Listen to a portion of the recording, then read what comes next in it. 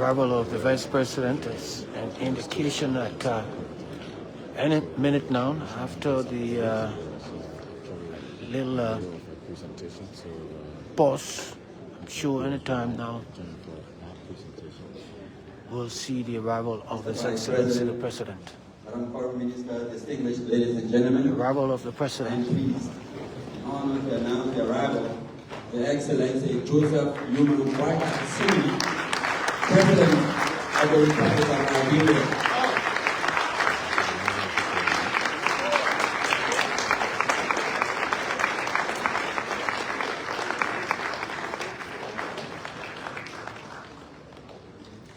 The President enters, takes a seat at the high table, and the program will continue. Your Excellency Joseph Newman Boakai, President of the Republic of Liberia. Your Excellency Honorable Jeremiah Kuhn, Vice President of the Republic of Liberia. Her Excellency Cyril Besolianti, Foreign Minister of the Republic of Liberia. Allow me to stand on existing protocol and reintroduce myself. My name is Samuel S. D. Sr., and I'm the Executive Director of the National Commission on Disabilities. And I was just flagging a few issues that persons with disabilities wanted me to brief in prayer that you all include in the national agenda. Thank you.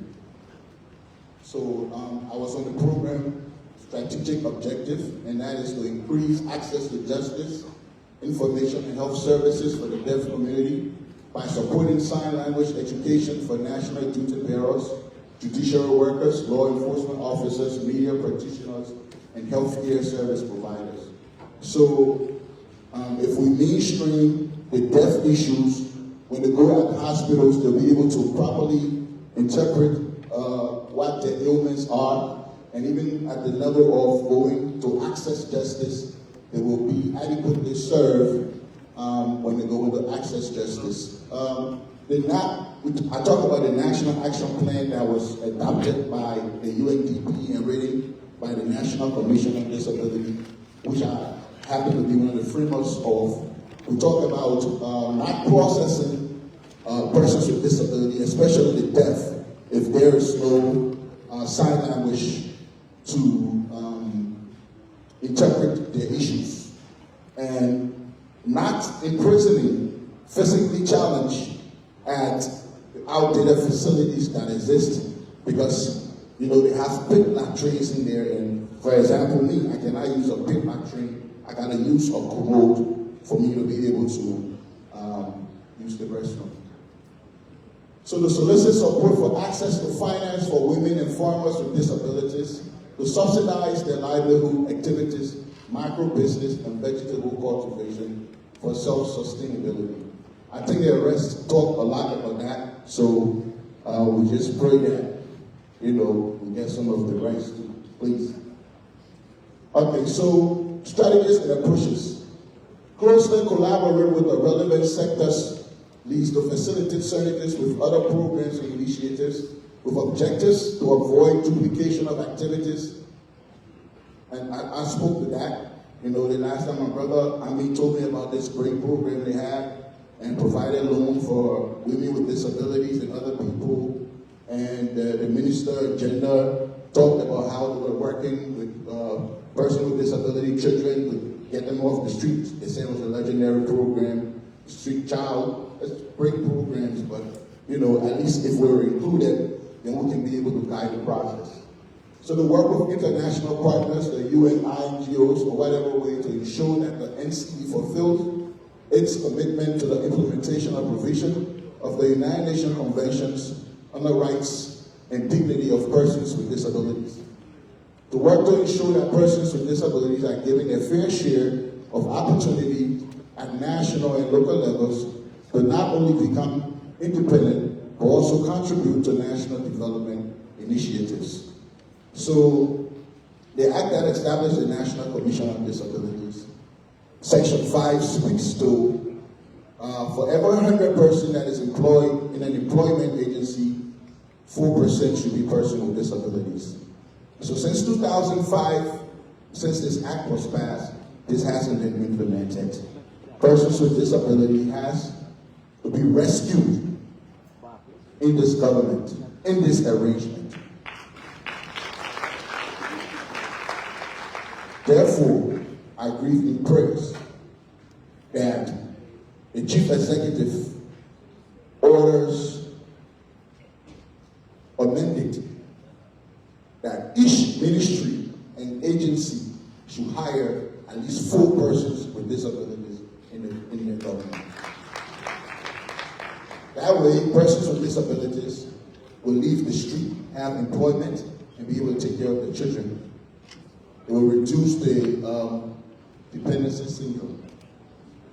The work to ensure that persons with disability are given a fair share of opportunity at national level, local level, not only become independent, but also contribute to national development initiative. So the president, I believe the president had already started doing that, because the president is the only president in the history of Liberia since 1847 to have hired persons with disability, qualified and competent persons with disabilities, in strategic government agencies. Luke Bao is an example, Noah Gibson, and of course yours truly. Thank you, Mr. President. We'd like to express thanks and our appreciation to the President of Liberia for giving us the opportunity to serve ourselves. We sincerely pledge our fullest commitment to contributing to the National Development Plan, particularly the economic and social inclusion of persons with disabilities. Finally, we would like to also use this occasion to express our appreciation to the UN family for the continued support to the National Commission on Disability. We look forward to extending our partnership to the next level. Thank you. Sandin Senior, he's the director there.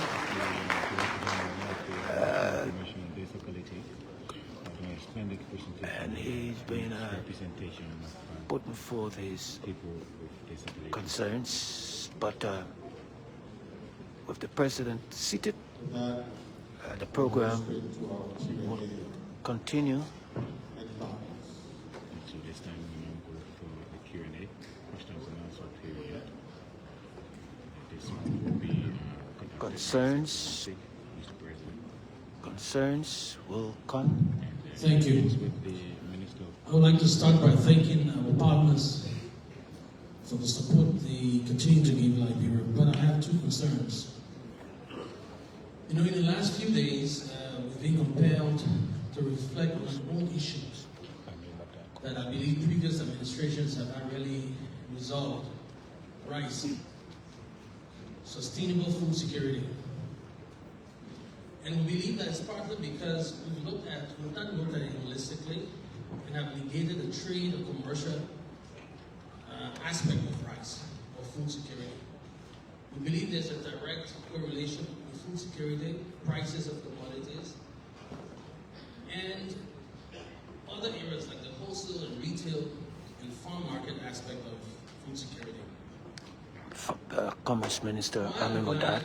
That our focus, your focus, remains on rural agriculture and other interventions. I implore you to also look at and prioritize what happens after we build those roads. What happens after we've grown those commodities? We must build the Liberian private sector around those growth corridors, around those priorities. So I'd like to put it out now, since we have all the development partners here, if there are any of you who are interested in looking at some of the actions that we've been developing at food security and the commercial aspect, please reach out to the Ministry of Commerce and give us the time to talk to you. Thank you. All right, concerns there. Concerns, Commerce Minister. So, the first thing here is to acknowledge with 3 things the partners that we have in Liberia. Partnerships have helped us to reach where we are today. The If we didn't have the partners, we don't know where because we know the partners have seen us through from the beginning up until now, through the conflict, through all of our trials and tribulations to where we are today. You can see that Liberians ourselves, we are sustaining our peace. And we are proud that we are doing that. But for us to continue to do that, it will still require partnership. Liberia's foreign minister. All the different formats. How we engage, we have to change, but ultimately, we still need our partners. So thank you for journeying with us up until now. One of the things that our president said not too long ago, we're discussing before coming in here, he said, our partners have helped us. We need the aid, but we ourselves must take the lead in developing Liberia. And that's the truth. Now, in order for us to take the lead, taking the lead and us being in the forefront doesn't necessarily mean we'll have all the resources to do that. I think it's important for us to put on the table the fact that there has been donor fatigue, and there are different factors that have led to that donor fatigue. The resource envelope continues to shrink. Irrespective of Liberia, globally the resource envelope is shrinking. But there was a comment earlier today about growing the pie. And growing the pie and making sure that the pie is bigger for all of us to get a share is for us to increase our activities in the private sector. And I think if I reflect very quickly in terms of the configuration of the UN country team, I think that there are actors that should be in Liberia who are not here. There are some who are here who are not properly capacitated, and the resources that go with that capacity definitely will not come. So I would like to encourage the UN country team, as you're looking at the new country program, you're looking at the new UNDAP, you need to be looking at your configuration. Who needs to be in Liberia? I want to say we need UNIDO. We are talking about industrialization. UNIDO has to be here, not doing TNET. UNIDO needs to be here doing UNIDO's work. We need to look at where we need to move away from the model of just doing workshops and actually having proof of principles, proof of concept in communities, making sure that the communities are to lead our development. This is our development. So I also take note of all of the things you said. Accountability, where we have to be accountable, where we have to improve on how we manage, we have to prioritize, we have to look at our own mechanisms for implementation of programs, look at our own difficulties that we face right now with wage building, so forth, and look at how we can find local solutions for that. All like the EU said, we need an IMF program in order for us to be able to benefit from more grants, but then we also need to look at the loan packages in the PIB. We're taking note of all of that. But my final point here is to say we need to work together to look at what needs to change in terms of how we engage in the partnership, what you need to do differently yourself, what we need to do differently ourselves, so that together we continue this journey in a way that the people of Liberia benefit, the poorest of the poor, when nobody is left behind in our development. Thank you. Concerns there from the foreign minister, Sir Beslo Yanti there. And more concerns will come. If you are there and viewing, I'd like to extend profound thanks to our development partners. And I'd like to say to us, Liberians, that we have identified the issues we have. We know them. Let's solve problems. Take, for example, our staple food is rice. We know the quantity of rice that we eat in this country. We can solve the problem by producing that quantity of rice. I think we have to take practical measures. Like the Dean of the Cabinet just indicated, we can start coming here and comparing notes on strategies to produce rice by just producing the quantity of rice that our country needs. That's what we need to do. We have the land, we have the soil, so fertile, so rich.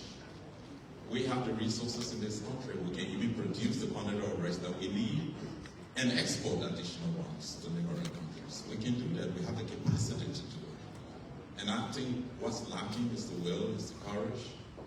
We have to muster those to be able to produce the kind of rest that we need. That's the kind of product approach we need.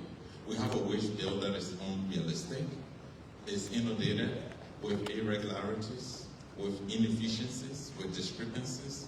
Every one of us sitting in this room, we know those inefficiencies. We know those discrepancies.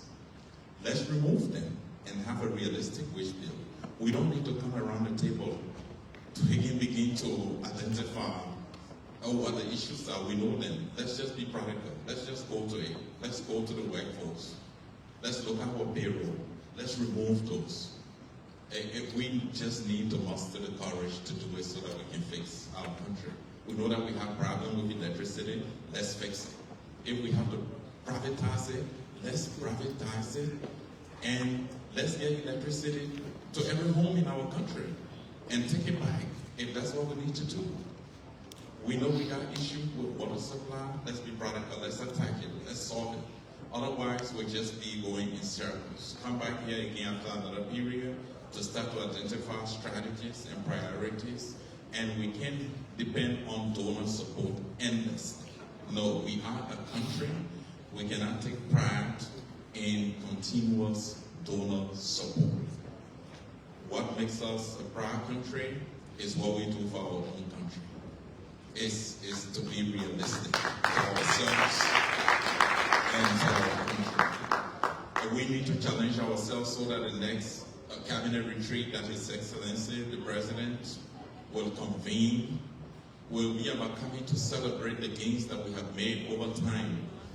Will be to come and change the strategy that we can come here, stand and boast about gains we've made in producing 100% the quantity of rice that is needed to feed us.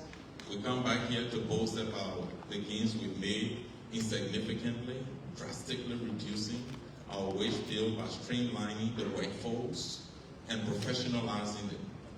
We come back here to celebrate. I think that's the challenge we should do.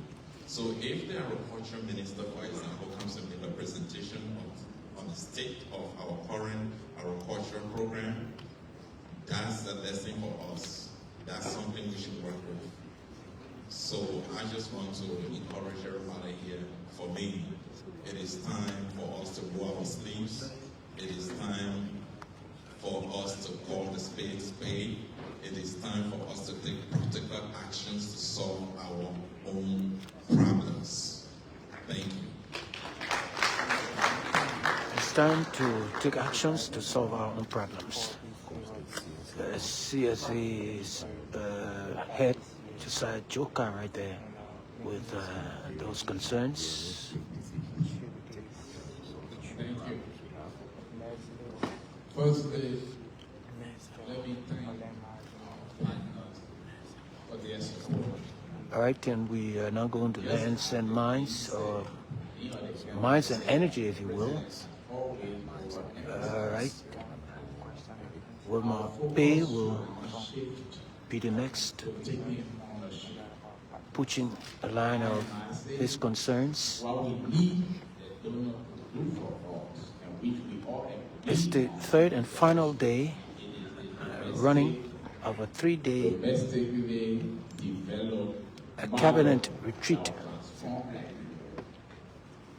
We begin the resources we are looking for all over, and we can generate those resources right here if we fully develop our mineral resource potential. And I'm saying it because even from the small scale mining, most of the time we look at the large scale mine, but I tell you the potential is even far bigger in the small scale and artisanal mining sector. A lot of our resources are going out. What we have not done since the last 50 plus years is to be able to determine the full potential, which other countries in the region have been able to do. So our first and foremost focus should be getting support from our partners for us to be able to determine the full mineral and natural resource potential of our country. Once we can succeed in that, then we can market it. Then we can change the the model we are using now, where we just award MDAs, and we just rely on very, I'm sorry to say this, primitive models that are not helping. So what we are appealing to our partners to help us do, as other countries have done in the region and around the world, is to help us to determine the full potential of our natural resources. When you know what you have, then you can market it. I just wanted to appeal and make this appeal to our government. Thank you. More concerns coming? Mines, energy? Of course, more concerns coming out here from the members of the cabinet. More concerns. Mines and energy there. Mr. President, Director General. The President. Let me just comment on the issues it raised. Particularly, we have a very competent energy man who is in the United States. He's a professor at a university. And he probably might be coming back here to get a job. The problem we have in this country, and like any other country, we have people with disability. But you know, I don't like for us to make it a token giving position. It's not. Most of the people who are disabled are very, very competent. I mean, you listen to them. But the environment is what we have. Just like you talk about the gender issue, I have made it very clear that every woman, lady in this government that you see is competent. They are there because they are competent. They are there because they can do it. Consciously, I did give people responsibility simply because I want to satisfy them. But if we have to bring more of the disabled people in our workplace, we have to build the environment. As a matter of fact, we don't pay attention to disability in this country.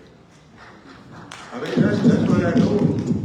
Right now, I am renovating, not from government, to some friendships. Mayor Kotra's School of the Blind. Go there. Nobody cares. And we forget that today we may be able to see or to walk. I know 5 of my friends who serve in government who are not totally blind. And I always say you only change the rules when you are in the game. Now when you leave, if you didn't prepare to build things, to improve people's condition, when you get there, you're not going to be there. You're not going to be there. And so, Sam, I do agree with you, and I'm very much committed to this. It's about time to begin to know that disability is part of every community, but you have to prepare to make sure that you provide for it. And I want to assure you that in this government we are committed to that. We're going to do our best. I have been to visit, I went to the state, to the School of the Blind in Massachusetts, and I toured it. I think Mayor could have attended there. And you see, people are looked for. A good society is supposed to look for after all its people. And that's what we want to do. And sometimes you blame, I mean, you do this, you do that. We maybe after this forum, we still want to entertain people to comment they have, contributions they have, to be able to make them. But I want to let you know that we're very committed. We didn't appoint people because we just wanted to satisfy them. But I want to make sure that the person goes there, they have the possibility of working and making sure they can contribute. So we are committed to that. I just want to let you know. All right, straight to the point comments. Vice Excellency, Mr. President, and now the Director General. Distinguished members of the Cabinet, fellow colleagues, ladies and gentlemen, I'm J. Richardson Dawa, Managing Director, Liberia Telecommunication Corporations. I'm here to make some recommendations as a way forward, or what we could call implementation strategies. Some of the ideas that have been presented here. Number one strategy has to do with the arrest order. If we are serious for the arrest order, since it started with agriculture, immediately after here, Mr. President, I will suggest that you come up with a policy statement. I will compare cabinet ministers to get involved into agricultural activities, and since should be monitored by the Director General of the Cabinet. And this brings me back to the days and of late President Doe, Samuel Doe, Green Revolution. Agriculture and road network. I will also suggest that we levy road user fees. Road user fee levy will be collected on movable items that are being imported into the country at the port of entries. I'm talking about motorbikes, vehicles, heavy-duty equipment. Mr. President, if only you can say $10 for every motorbike that is imported into the country and paid by the importer at the port of entry, when you import 50,000, you should know you are going to generate something like 500,000 or close to $1 million. Such amount should be used for farm to market road and should be reported. In fact, the money should be reported to the road fund and it should be dedicated for farm to market road. Remember, you are bringing in 285 heavy duty equipment or high moving equipments. Those things have additional cost for government. So, if importers of high-moving equipment, vehicles, and motorbike are made to pay road user tax or road user fees under the Revenue Code section 2101, we are allowed to do those things without any problem. Please make it brief. Okay. Number 2 or 3. I'm sorry, but I'm actually concerned about the domestic resource generation towards the support of some of these plans. All the plans you may know here cannot be effected in the absence of funding. Number 2, the real estate non-compliant posture as it was reported by the Commissioner General. It is true, and the reason here is the real estate tax rate is high, and the assessment mechanism also is not in conformity with the law as quoted in section 2006. So, what we need to do to resolve some of this issue, we need to revisit and reduce the real estate tax rate, revisit the assessment mechanism that will increase compliance, and of course, this will allow our domestic resource generation to reach to $1 billion as the Commissioner has been saying. When you review our tax policy... Thank you. All right, thank you. And the Director General will shortcut the speaker.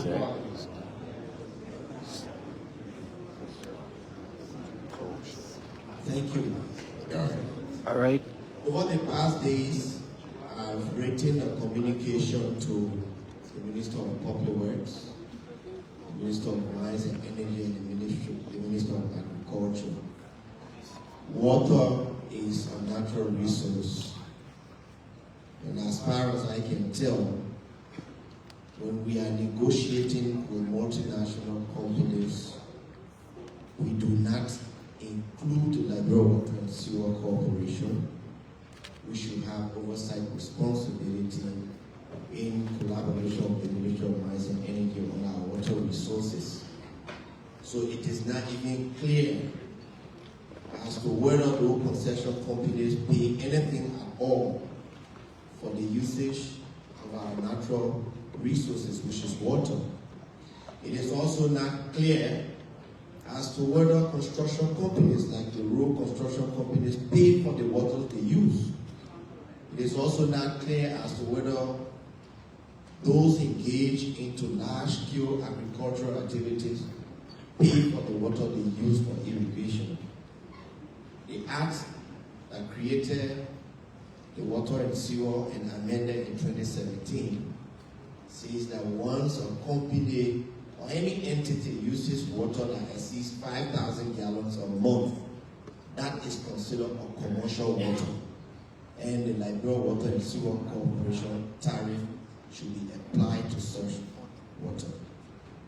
And so we are recommending first a review of all of the MDAs to ascertain as to what is inserted in there for the use of our water resources, all of the contracts that we sign with construction companies to review as to whether they are just using our water resources very free, and then in the future, the Liberia Water and Sewer Corporation should be an integral part of the discussions with multinational companies for the inclusion of tariff on the use of our water resources. Thank you.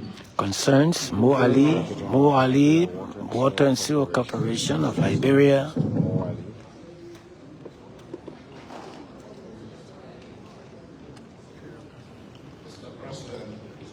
More concerns?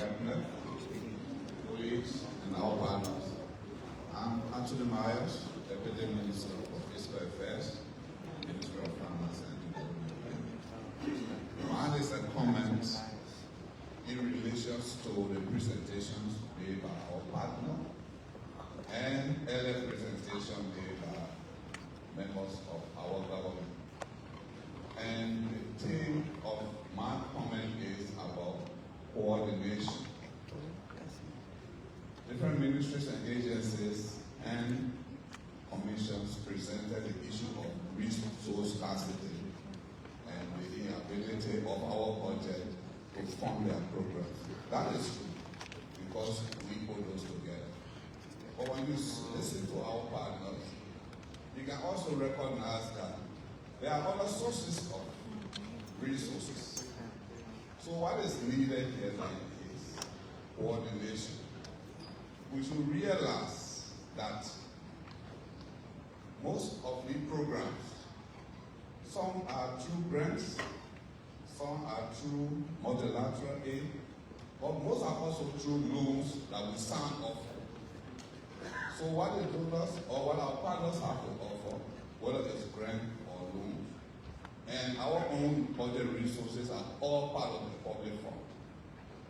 So sectors and their programs, you will need to look at the whole fund approach, so that programs that we intend to initiate, how do we leverage the resources available from our partners and tie that in with our own programs.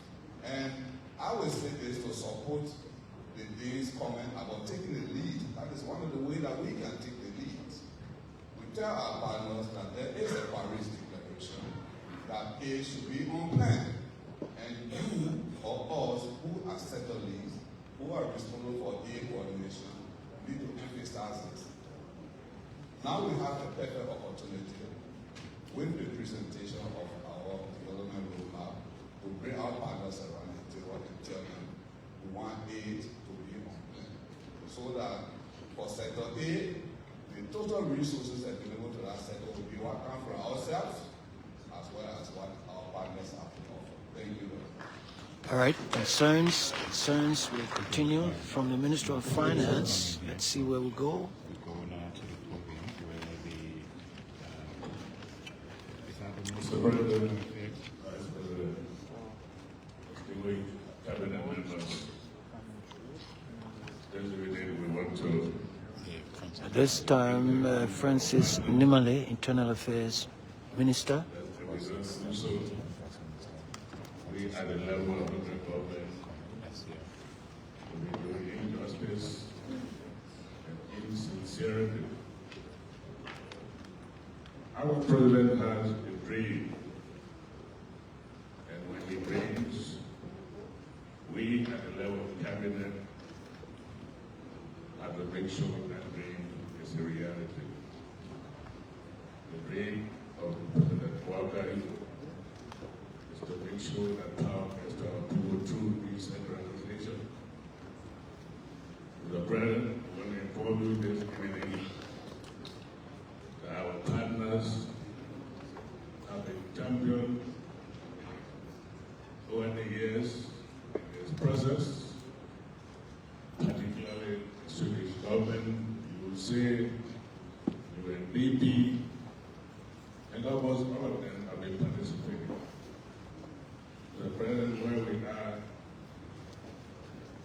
we have succeeded, along with the support of our partners, setting up our service centers, setting up our county councils,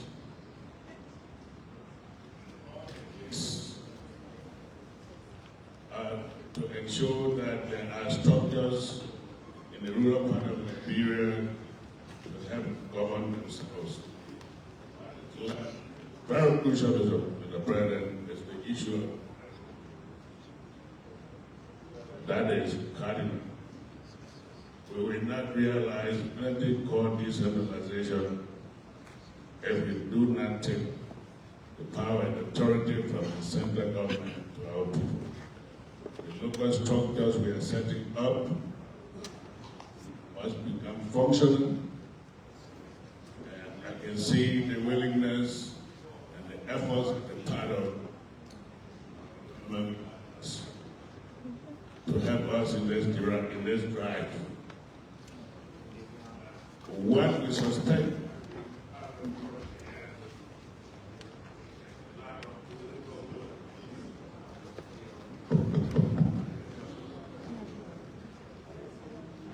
there must have been political will on the part of previous government.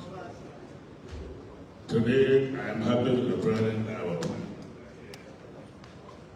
our partners want to see who move on the part of the government, decentralization percent. There are 70 marks involved with the process of decentralization. And I mean ministries, agencies, and commissions. We have had 2 meetings. As we speak, along with our partners, there's a team to do the final assessment in the next 2 weeks.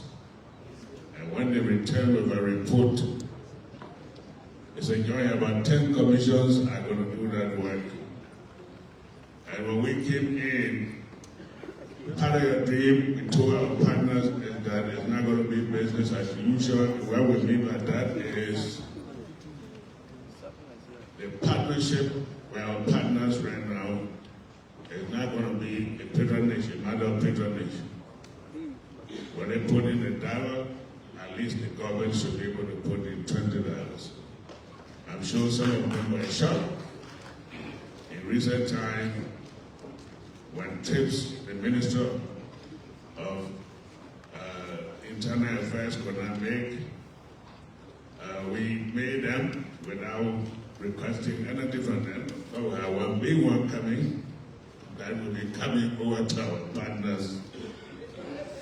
In the next couple of weeks, Mr. President, we are organizing an orientation workshop where we'll be bringing our county officials, some of the district officials, our chiefs will be having the election to fulfill a provision of the Local Government Act that requires the establishment of a National Council of Chiefs.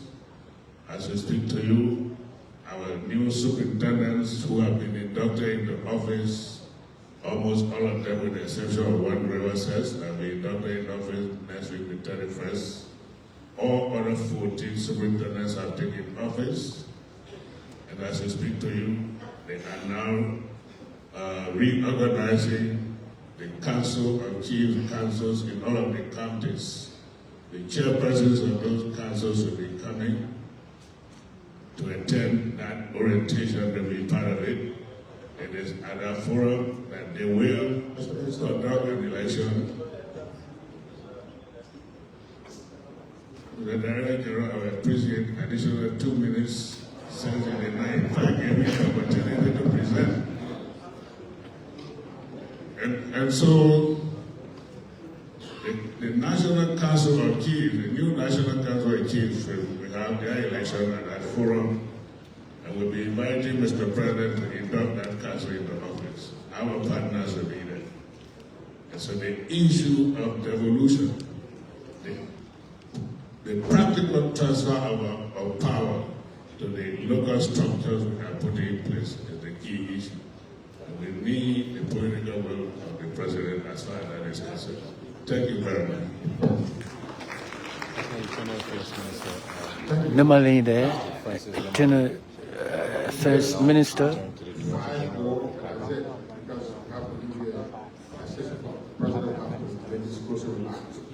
And I'll just admonish you to make it quick.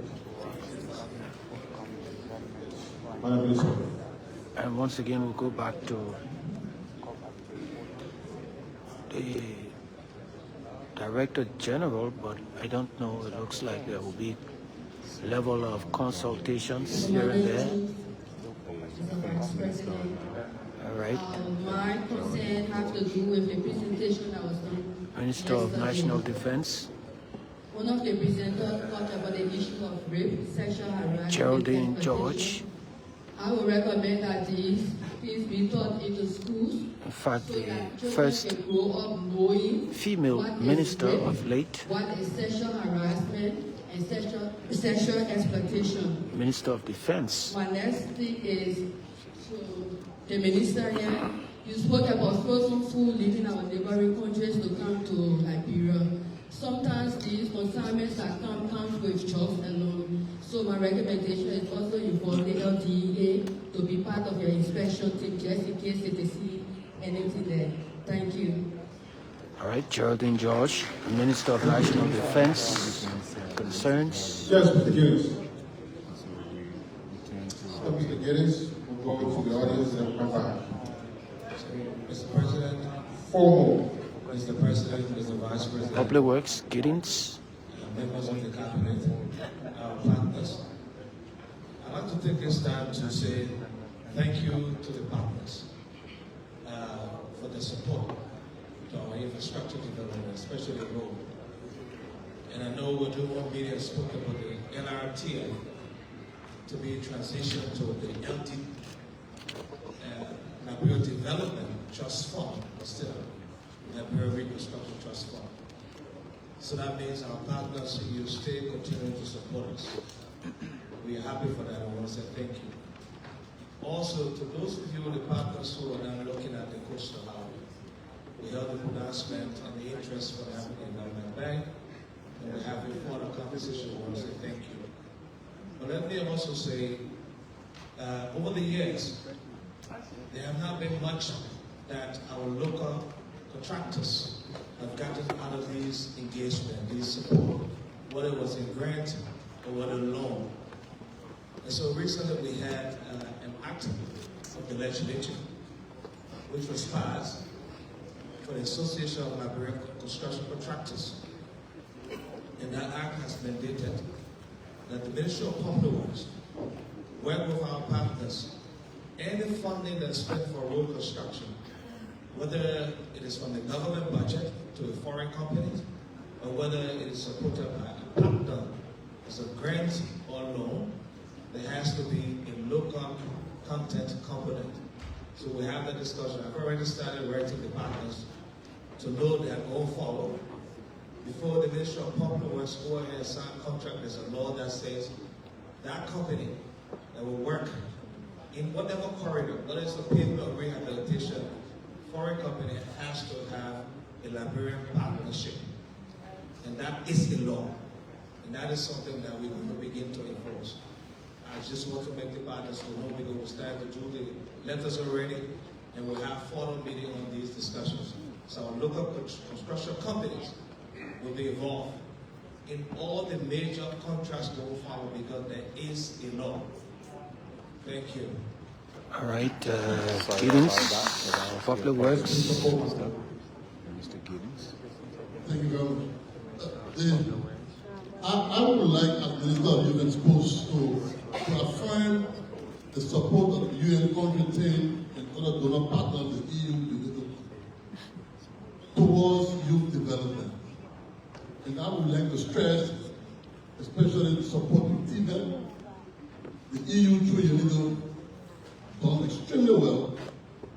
As we speak, we have a newly rehabilitated TVET facility, Komodu, in Sahara, Boakai, soon to be dedicated, newly renovated BDOTC, that's the Business Development and Education and Training Center, just adjacent to the SKD complex there, owned by the Ministry of Sports.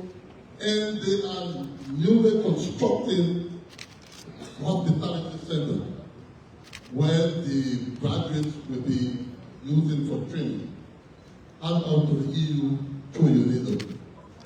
I know, Your Excellency, that it's not in government that jobs are created. Jobs are created by the government, especially by attracting private sector investment. We want to encourage the government to attract investment. There's a lot of pressure. Youth development targets 3 categories of youth. Youth that are unemployable, that's what we're talking about, like the abused youth and others. Youth that are in school, and youth that have graduated and can be employed. The pressure on us now is from the group also that has graduated, but they cannot find jobs. That's the problem. So mine is, while we're waiting for private sector investment, can we, as a government, also think about ensuring that naturally and legally, since people will be retired, can we think about replacing these people with people between the ages 80 and 35 as a policy? I think it's doable. Let's do that. And perhaps even maybe 50% of those could be women. We need to do that so that even internally we can start showing skills and showing that we are concerned about even the young people that have paper or cannot find a job. Thank you very much. All right, youth and sports. And we will continue. Concerns this time where from? I'm sure probably you're just tuning in. Welcome. Let me, and fellow colleagues, let me start by thanking the President for the vision to have scheduled the call of this meeting. The President, even though the title of this retreat is Coordination and Performance, but there were other subjects that were discussed and issues that were brought on the floor that we listened to. It is my recommendation, Mr. President, that at the end of this, let's make sure there is some resolution that comes out of this meeting so that those resolutions can be shared with our different ministries. So if it has to do with your ministry, to make sure that we look at the performance aspect of this of the workshop, to make sure that we can hold individual ministry and agencies responsible for those resolutions. Otherwise, this was a learning process, And I think the participation was great. And we want to encourage you, Mr. President, that this should be an annual or every 6 months so that we can check ourselves. Thank you very much. All right, more Thank you very much. concerns? Mr. Benedict. The President will himself address, I'm sure, some of those concerns. During these deliberations, we have been talking quite a bit about the size of the envelope. I just want a very simple question. Of the grants and loans that we've been speaking about, what percentage of it we actually use? I'm told that the disbursement rate is 15% at this point. So on one hand, we're asking for resource mobilization, but we're not using the resources that we have. And this is not a new problem. This problem will be like the last 30 years. And look at the way how we program. This is correct. Our programming and our resources. And in soccer, we know we are using microphone. So we're asking, we know that we're going to win in football match, we score one. Rodney and our team we scored 2 days ago.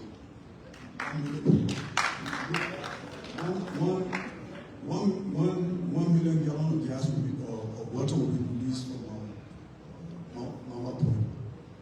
Yesterday we scored another goal. And I want to suggest to you that the biggest goal we will score is we need to match our problem with our resources. As long as that is not happening at a consistent and measurable, impactful, and determined and systematic way, we find it very, very difficult. We'll take 2 steps forward, take 1 step backward, because we're not moving in a trajectory that allows us to measure what we're doing so that we can have and deal with what we call smart indicators that are measurable, that are impactful, and that we can deliver on over time. So please, score a big one. Look at what the development partners are all part of this. You know, bring it to 30 million. I once said that $65 million project here. And at the end of the grant, 30% of the money was still there. I said, you know what? I will send 25 Liberians to Kenya, Ghana, Uganda, South Africa, and we are proof of it. So some of the presidents of our universities are poor. So we have to look for ways to use the money correctly and use the money according to the plans that you develop with your partners. Develop good plans, hold them accountable, and make sure that you do your bargain. You do your quarterly technical report, financial, you spend the money. There's no way you can tell me, in our case, right now, in the case of agriculture, for example, you got 295 million you have to spend in the next 6 years. And I guarantee you, with the current trajectory, you're not even be able to spend 100 million with that. Because there's a disconnect between your programming and your money that you have. Thank you. Thank you, Master. More concerns? Master, Still here at the EJS Interministerial Complex. The 3rd day running of a 3-day cabinet retreat. Mr. Vice President, Cabinet Ministers, President, colleagues, international partners. Arthur Masakwai. I hear us talking about what the partners can do for us. I hear us talk about grants and loans. Anyway, by way of introduction, my name is Arthur Masakwai, and I'm the Director General of the Bureau of State Enterprises. Former Director General, Liberia Broadcasting System.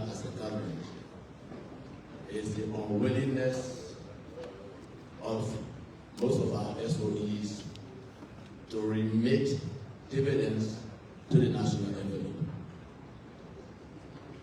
We have commercial and non-commercial entities. Some of the non-commercial entities are to render services, but they don't render services and they do not contribute to the national envelope. Yet, they have For example, we have one entity that has about 473 employees. They are not rendering services. The government is paying employees, and so that's waste. And part of my responsibility as Bureau of State Enterprises is to improve performances within the state-owned enterprises and provide policy options. Mr. President, some of these entities that are not providing services and are not contributing to the national envelope, we as a government must decide whether we have private-public partnership. In other countries like Zimbabwe, in other countries like Rwanda, you have to make it brief. Please. In other countries like Rwanda, South Africa, Chile, they have public-private partnership. But here in Liberia, all the entities are 100% government owned. If we continue in that trajectory, Mr. President, we will not need our desired results. So I just want to appeal to the state-owned enterprises that you have your obligations to meet. And if you cannot meet your obligations, Mr. President, you will have to consider either bringing in other people who can handle it. Thank you very much. Bureau of State Enterprise, Arthur Masakoye, one-time Director General of LBS. 2 more to go. The ministers, one from the audience, and then we close. Thank you. So, as the Minister of More Finance, comments? myself in that let me first of all thank our donors for speaking highly of agriculture. Let everyone who spoke here mentioned agriculture, which is a plus for the sector. But one thing we've observed is sometimes some of these projects are implemented without the concern of the Ministry of Agriculture, who's supposed to be regulated. And we all know now we have a plan. Some of you are part of the development of this plan. I just want to urge you, our partners, to plan with us going forward so that we know what you are doing to make sure the resources that you talk about, we can align them properly to get a result. Because he always tells me that when you say, you got all the money, you're going to contribute. Now, some of the projects, I don't know about it as a result of agriculture, even though you are making significant impact on the sector. So, if we get to plan together as partners in the sector, I know we'll get a desired result. So, let's plan together, please, and move forward. All right, Agriculture Minister. My suggestion is the ministers who have questions and comments to make regarding the presentations from the partners should write them directly or media and discuss them. I'll take one more question from the audience, and then with the Vice President, and the President makes closing remarks. All right, one more concern. We'll go down to the audience, after which the Vice President will give his input, and that will be conclusively done by His Excellency the President. I have two quick to suggest. It's on the education presentation and also on the Youth and Sport Minister's comment. I think both from our back relationship, since we are all cool, the education minister stated that she don't have, and the Youth and Sport Minister said there's youth unemployment for graduates. I think they can collaborate on a national youth service program. Graduates can perform as teachers for time period, and the education sector can be improved over the next 6 years as part of the next agenda. My next comment is on the CSA presentation of their app and the Ministry of Post and Telecommunication. And they have a platform that they say will be rolled out to all MACs. So I think they can both coordinate so that we don't have duplicates of a lot of software who work on a lot of apps to give reports. So thank you. All right, the final concern. Let's see, the Director General.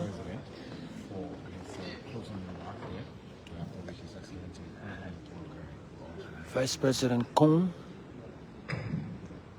sits. To me, in close before he goes over to our office, the Vice President, when we were in the U.S. for the U.S. Africa Business Summit, we had extensive meetings in Texas and in the state of Georgia. And several of these meetings, we engaged consortiums and groups. We also engaged individuals. And we had the opportunity to meet the University Consortium for Liberia, headed by Cynthia Blanford, and includes several universities in Georgia and around, such as Georgia Tech, Savannah State University, and others. This consortium, we met at Georgia Tech. The president was able to speak to this consortium, and on that day, we were promised something that was just announced today. We were promised this program. Today, we are proud to announce that Georgia Tech introduces the new Computer Science Fellowship for Liberia. This fellowship is a partnership between Georgia Tech's Institute for People and Technology and the College of Computing. They'll be offering an online Master of Science in Computer Science for Liberian students at the University of Liberia, free of charge. Free of charge. Free of charge. And this is Georgia Tech. We all know what Georgia Tech is. And it will start with the University of Liberia. We don't have a ceiling yet in terms of the number of students who can participate in this degree program, but it's a beginning with the University of Liberia, and depending on how it goes, it will be offered at other universities in Liberia. And so we're proud to announce this to you today. I'm hoping to meet with the Minister of Education and University of Liberia as soon as possible for us to work out the modalities of how we will administer the fellowship in the free degree program. All right, Foreign Minister Sarah Besler-Yanti there, and now the Vice President. Our partners, Mr. President, I wanted to thank you for this meeting. It was a 3-day retreat, a good learning curve. I wanted to thank you. The theme of the retreat is coordination, performance, and delivery. It has to do with time. Everything we're discussing here, we have to put time to them and deliver in real time. Don't think these meetings have not been held in this country before. Meeting that they have been held. People have had these meetings. But when time is not put to these things, most times we all need the room forgetting that we have something to do. If this country cannot change under this president with this team, I don't know who will come in here anymore to change this country.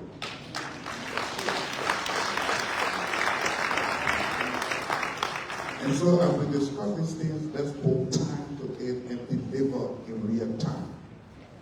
I was speaking to the agriculture minister yesterday, and we talked about all the different areas, rights, everything. I asked the minister, in this budget, how much is to your disposal for development in the agriculture sector? I think you talked about something like $3 million, I think. And so I asked, where do you intend to put that money?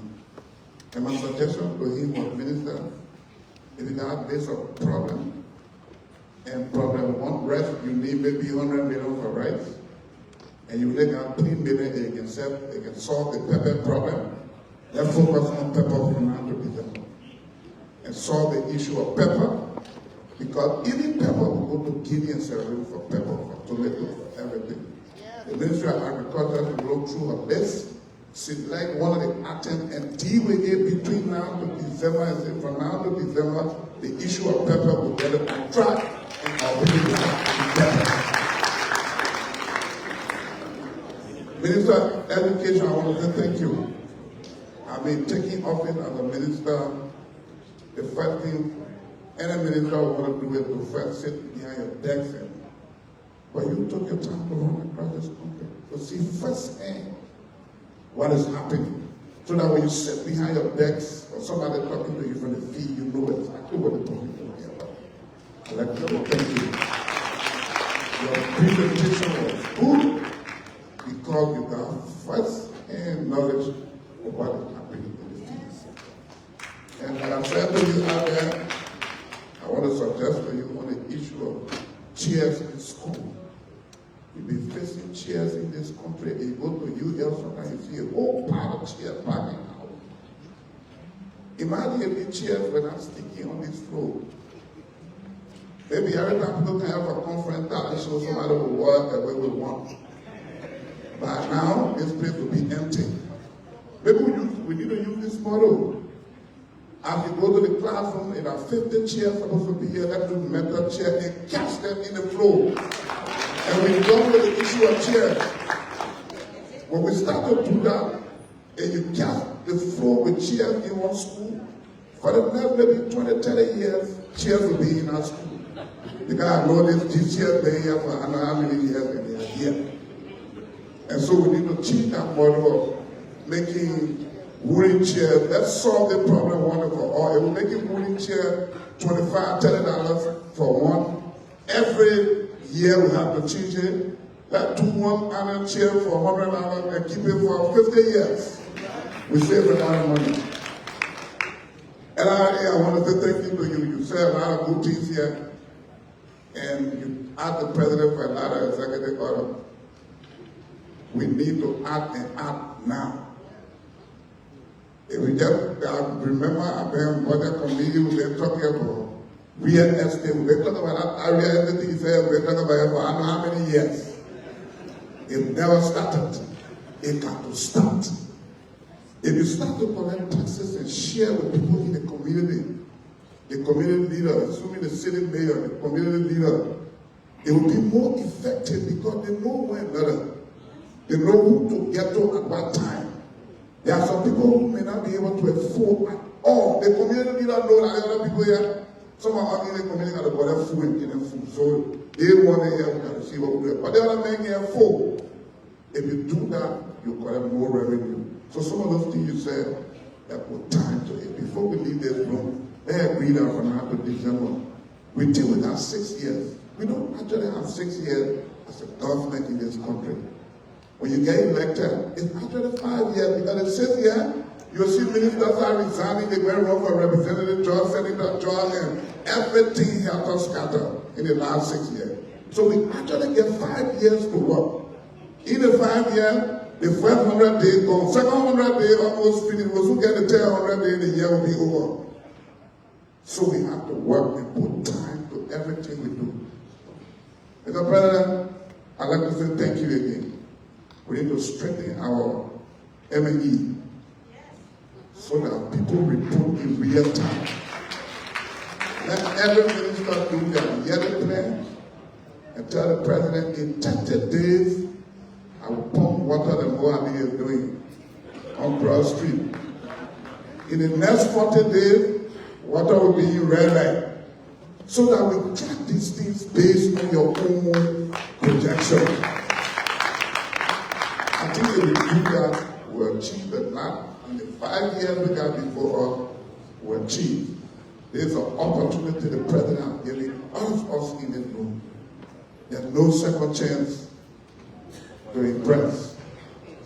Use this one better and you can get a bigger one ahead of you. Thank you, Mr. President.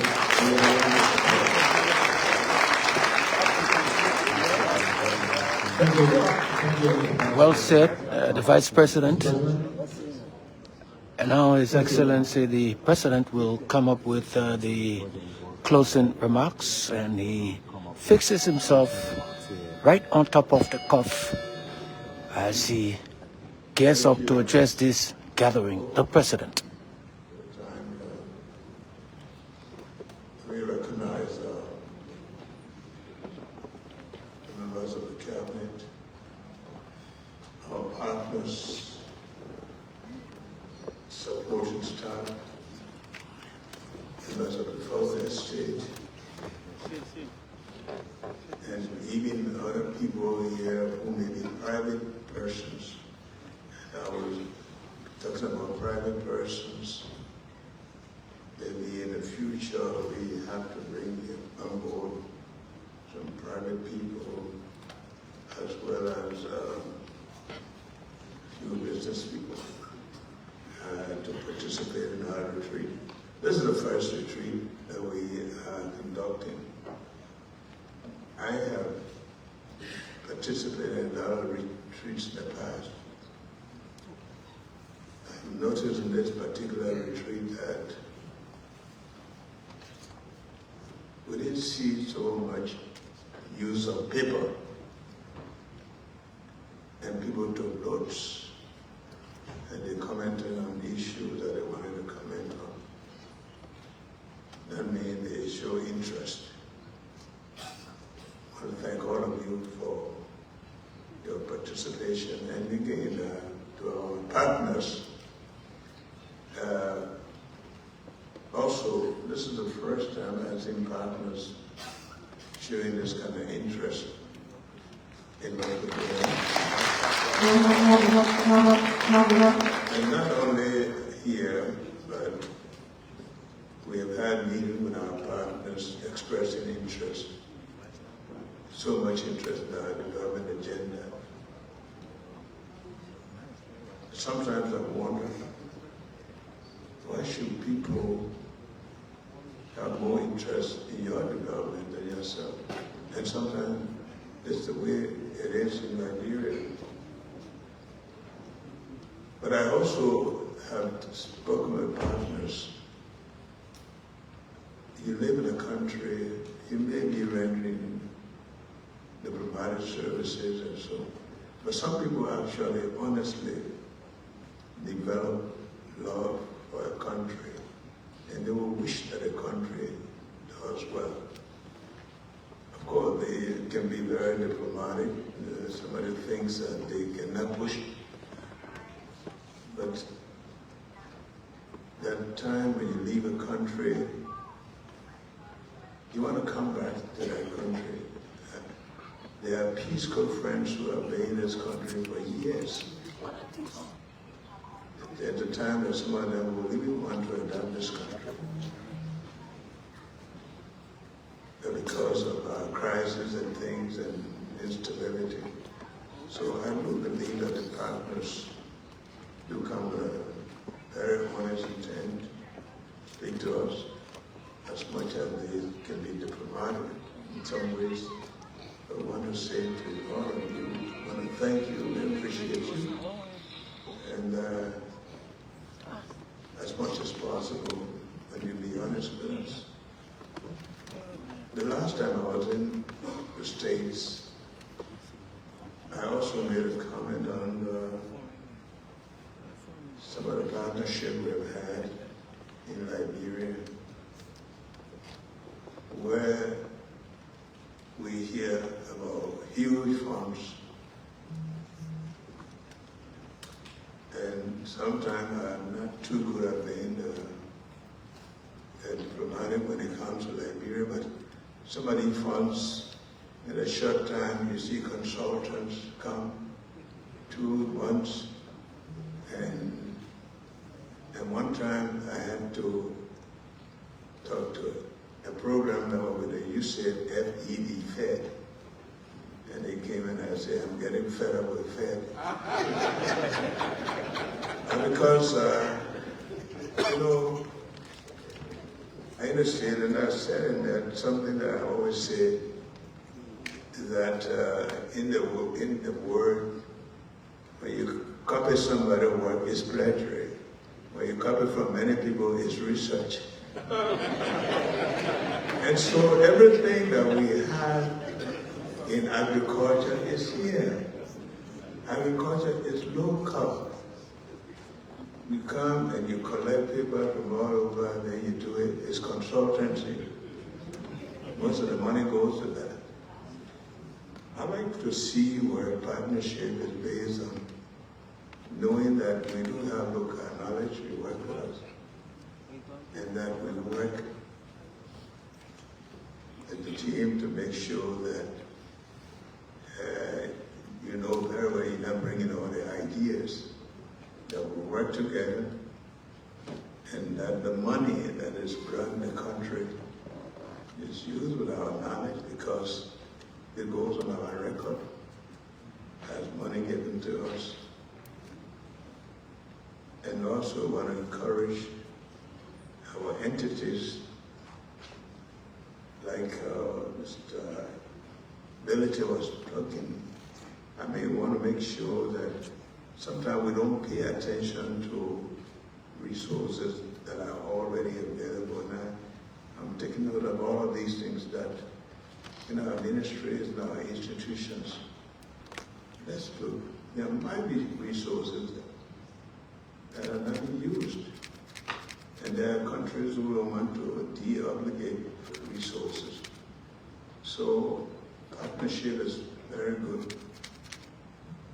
But the partners also want for us to take ownership of what we do. This, the 3 days we've spent here have been very, very useful. As a matter of fact, when we started, it was intended that we would be closing at 4. Then later we heard our partners were going to join us. And we said, well, okay, let's extend the time to 7. And I know even Liberia streamers stay at 7, but you've done it, you've done it well.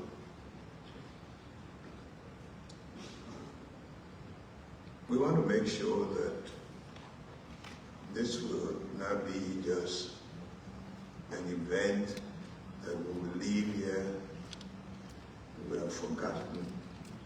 As a matter of fact, it's my belief that right after here, and we're going to encourage some of you who didn't have the time to come in, to open up the avenue so that you can still send suggestions.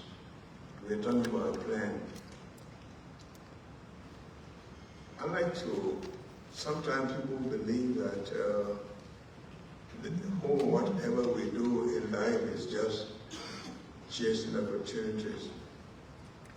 For me, whatever I do is something that I believe in. I have a Christmas card here that I put out in 2015. And the other thing I say here was Liberia is 168 years old. Let's ask ourselves, are we where we should be? Are we satisfied with where we are? From now on, think Liberia, love Liberia, and be there. I said it in the past. Because sooner we'll be celebrating 177 years. Can we honestly say we're satisfied with this country? For 177 years, are you still saying your cars, you talk about, we know we have rainy season. It's like after 9 months, your wife is about to end up baby, you say, I didn't know this was going to happen. We have rainy season, we have dry season. Why should we be stocking them water? We should be prepared for that. And that's why even during the first campaign I said road number 1, road number 2. If you can't get it, you see the connection between road and health, road and education. You can send your people up country because of the bad road that was said right here and write a report. You say Tapeta is a referral hospital. I've seen friends of mine who've been there and they come back sicker because of the road condition. And so, for some of us, what we're talking about, there are things that we need. It helps us to go to other places. I'm so bad at I don't know how to enjoy things. Everything good I see, I say, I wish this were in Nigeria. So we are doing this to make sure that we position our country for development. I mean, not everybody here will agree with what you're doing, because there are some people who believe that if they didn't succeed, you shouldn't succeed. But let's give it. If you didn't succeed and you let me look, I don't succeed, then that means the country goes nowhere. And don't just see Monrovia. You don't have to go far to see how backward this country is. So this is a challenge to all of us for this country. At this time around, this agenda was put together. At first, I was afraid to make it 2 hours because I didn't want people to think we were trying to change them. But we had to put it there because the rule of law was important, but it was intended that we have a slogan that we can use, that we incorporate all other development agenda. And we've done a very good job at dealing with it today. The civil service has come up with a way to protect everybody, because normally, for this country, as far as I am known this country, the Ministry of Health, the Ministry of Education, the Ministry of Internal Affairs are top ministry where you have ghost names forever. And so the ministry, the CSM had taken a bold step that it will help you people to remove those names, make opportunities for resources for our children, for health purposes, for building roads. We have some of the most beautiful country. I like to drive to the southeast. I like to drive. So he's going to help you people, and I listened to him carefully.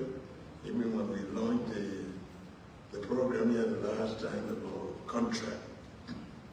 Everything that is done here is to make this country better. The issues of teamwork, the issue of maybe dealing with the legislative agenda that we brought to the legislature, some of the things that we need. The Local Government Act. It would take a long time to prove somebody who wants to run as representative, would tell him that 500 commissioners in the area will not bring money to this country. 50 superintendents will not bring money to this country. They themselves don't have the money to work with. That the easier we deal with the Local Government Act, we streamline the government, we make resources available for development, the country will move. People will get jobs. The same people.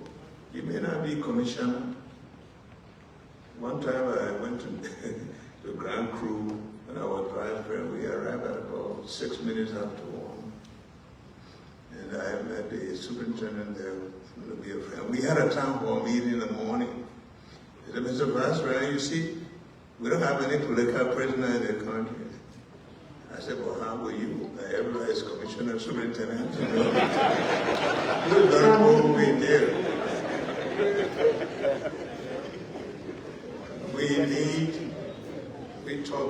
We don't lack resources. We just need to use our resources for the right purpose. Make the youth active, give them opportunity to learn. And I hope when we leave here, we'll go out there, because I think so much about Liberia that when I go to the state, I tell the people, I say, The Americans think we shall overcome, the Liberians think we shall come over. As if they don't have problems. The people want to overcome, you want to come over. Everywhere has problems. All you need to know, make your place, you might even have better conditions here. In all of the areas. And I'm very serious about what I talk about. I don't say anything. We said all our counties must have TV stations, radio stations as well. I don't know why we come with a belief that people up country, when they carry load, they know that they are with. It's not their way of life. We all started out with. After 177 years, we don't want to see better roads, better condition, more educated, young people serving this society. I think this should challenge us. I don't have to even be here. Sometimes some of the ideas we have, and one thing about Liberia, and I'm trying to put on the ELBC a program, maybe weekly, say, let's change the tune. All these abuses and people taking evil against it, we got to straighten up and move this country. Liberia, don't believe that any Liberia is good as long as they're not there. You don't live like that. I tell you, when I became managing director of LPMC, we used to bring coffee, Robusta coffee, some of you, the Robusta coffee, 50% share, 50%, bring it to Monrovia to mill. You mill the coffee to even get rid of its problem. When I came, I took all of the mills and sent them back up country, to Banga, to Ganyama. Why? Because the coffee dogs were bringing here $250,000 a year on transportation. And the coffee dogs over there were providing tobacco for the people. They were running out of time. There is a lot we can do ourselves, because a lot of people here with brilliant ideas, but we have to invest in them. We got to look at our country.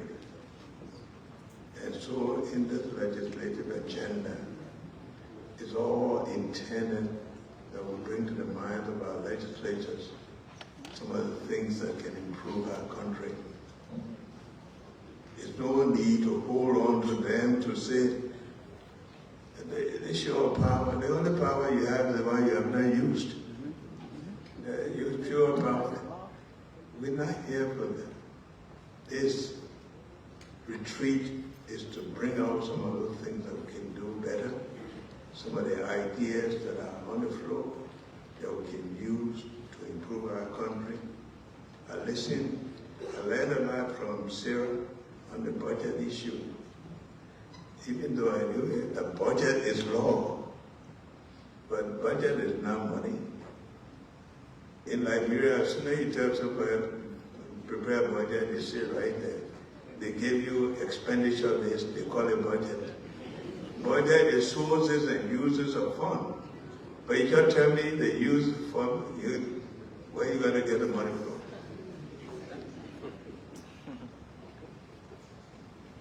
We should be able to leave here well informed, with no intent to downgrade anybody, but to just make this country better. We want to go to other countries, we want to buy homes in other countries. When you have all the land here, everything we have is here. So, in all of these safe measures that are brought about, we have redeployment. I don't want to see any Liberia leave, but we can redeploy people in other areas.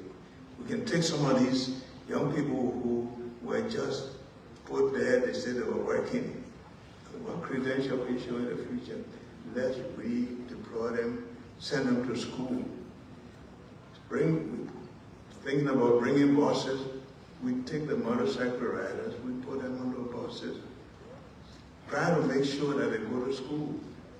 Motorcycles are not going to help them. But everything we are discussing here, we're going to do is with an intent to improve the human capacity of this country, to develop appreciation for our country. It saddens me when I see people on boats leaving their country, say, if I die, I will die. Can you imagine you leaving your country, your folks and everything, only because the leadership is not providing the opportunity? And that's what all of us here, the challenge we have, to provide those opportunities for the younger generation, for our women, for our mothers who are taught. And I can tell you, if you Google from Foyer to the capital, you will see the men sitting here. Never had any of these opportunities. But that doesn't mean that we're not under obligation to provide them for other people. That's a job we have. That's a job we have accepted. And so we have come to the conclusion. The conclusion simply means that we come up with some ideas that we have to work with to improve our country. But at the end of the day, we have to show all seriousness. So as we come to the end of this retreat, and mind you, we had wanted to carry this retreat out of town, but for economic reasons, we decided to make use of this place. And so we hope that the next retreat be out of town, because we can control it better. But I'm glad that most of the people stay around this place, they didn't go out. So it means that we were serious about being together. I want to thank everybody for remaining here. So as we come to the closing, having taken note of all the discussions here, in matter of make sure we put them together. The copies available to each and every one. It will be in draft form, just in case you find something that we left on, so that we can use it as a working tool. I understand here that I didn't want to be the one to suggest it, but for the 5 years we should call this the address agenda for inclusive development.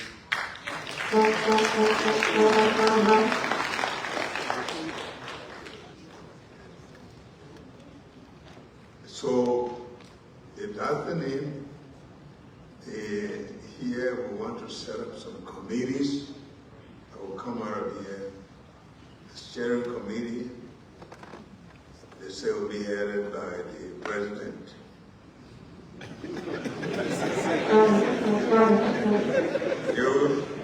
You know, they always say when you're cooking the potatoes, they say put the big one to the bottom where the heat is, right? Put it more to the top.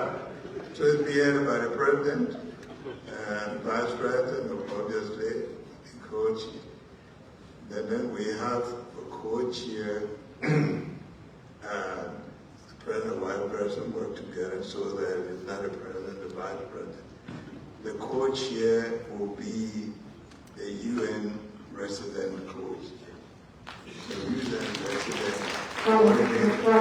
will be the co-chair. And the finance minister, of course, is going to be the secretary. And then the Minister of Foreign Affairs, by force, will be on the committee. And we have members to include the Minister of Agriculture, Public Works, Justice, Health, health, information, of course, culture and tourism will eventually be there. Other members would be the Civil Society of Liberia, Liberia Business Association, and development partners. Then we have the National Coordination Committee, Minister of Finance, with chair, a development partner, first co-chair, the Deputy Minister for Budget and Development Planning, second co-chair, the Assistant Minister for Development and Planning Secretary. We have other members to include agriculture, commerce, education, gender, children's social protection, health, internal affairs, and justice, mines, energy. All of these will be published. You'll see them. They'll be on our website. We will have a Technical Coordination Committee, Assistant Minister for Development and Planning, Chair, the Director for Plan and Development will be Secretary. Then we have other members to include Assistant Minister for Planning and so forth. The Intersecretarial Coordination Committee will be technicians from the Ministry of Finance and Development, the 11 sector working groups, the development partners, civil society representatives and private sector, County Facilitation Committee, the county officers and the Ministry of Internal Affairs. Local, I hope by that time would have been local, Ministry of Local Government, technician from the Ministry of Finance and Development Planning. So, this will be the follow-up on this retreat. We will be having a number of retreats. Retreat will not just be retreat to talk about, they have to talk about what we've achieved for the period, like we did last time for the 100 days, whether you agree or don't agree. I think what we do in this country will be the citizens of Georgia. We want to make sure that we all work knowing that we're working for people of this country. You want to challenge them, work on. Instead of criticizing, you can also bring suggestions. I always say, don't cause the darkness, turn the light on. You have some issues, let us know. But I think this went very well. Not that everything we said here was what you intended, but we are seeing that continue to have your input. We told you who will be the steering committee, but not the steering committee, the secretariat. You can send it to them, your opinions, your suggestions, so we can make this country better. Some of us don't want to go anywhere else. In fact, too late to go anywhere. We want to showcase this country. We want to showcase the beauty God has put in this country. That's why we believe we should have growth to the south, to the north, everywhere. And when we talk about 100 days, we were not saying that after the 100 days, the road will get bad again. We want to make sure whatever we do will be in addition to what I've been doing in the past, but to making this country a respectable country. I will tell our partners, we are not doing this to please them. We're doing it for them to respect us.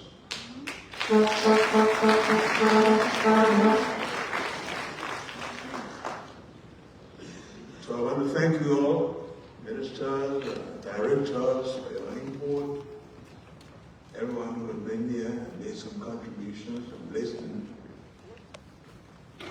Let us put Liberia first. It's a country that we have. Everything that we do here must be done for the love of this country, for the pride of this country, for the benefit of our people. And I think some of us now are developing this patriotic mind. We hope that we will lead this country in a way to love whatever you do. These appointments that were made were not just to please you or to challenge you. So by the time you leave, you will find what contribution have I made to this country. And we hope that you will share.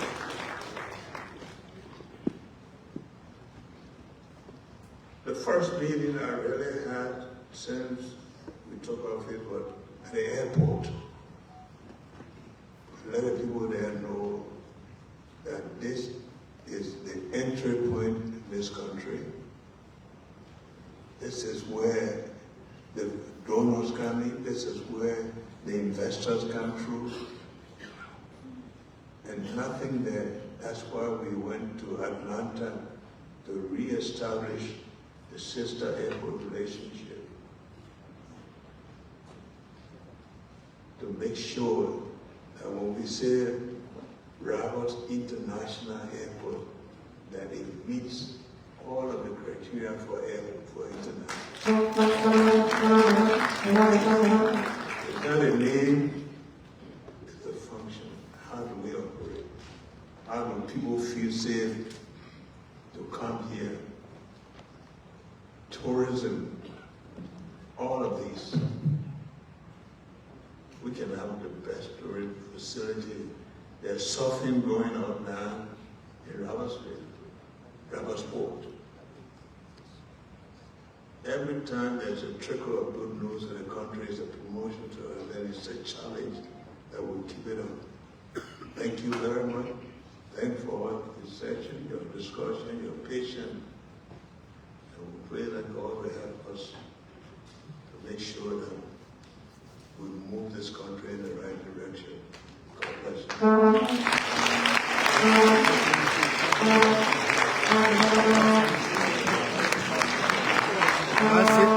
you. That's it. The final nail to the long joining of this 3-day sitting right here on this 3-day cabinet retreat, coordination and performance, delivering on the national agenda. With that's the theme. Thanks a million for being there. Thanks a million for viewing. Thanks to our entire team, Madam Kula Fofana, the head of this team, Joe Blackie, Lavette, Fambule, and the rest of the entire team. I'm Emmanuel Kepart. We like to say thanks a million for being there, and do keep us on your platform and keep your comments coming. Pleasant time. Bye.